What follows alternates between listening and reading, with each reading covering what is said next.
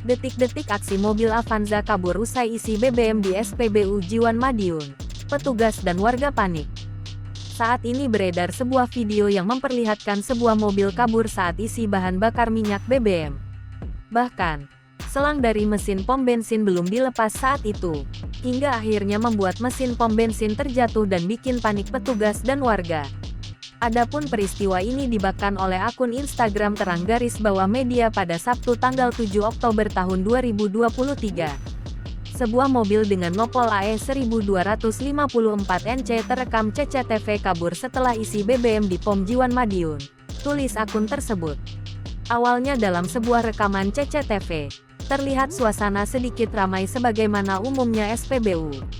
Diketahui peristiwa itu terjadi pada tanggal 6 Oktober tahun 2023 sekira pukul 10.41 waktu Indonesia Barat, seperti yang tertulis dalam rekaman video. Mobil itu tampak terparkir dengan selang yang menempel di lubang pengisian bensin. Tiba-tiba saja, mobil itu melaju dan menarik selang hingga membuat mesin pom bensin jatuh.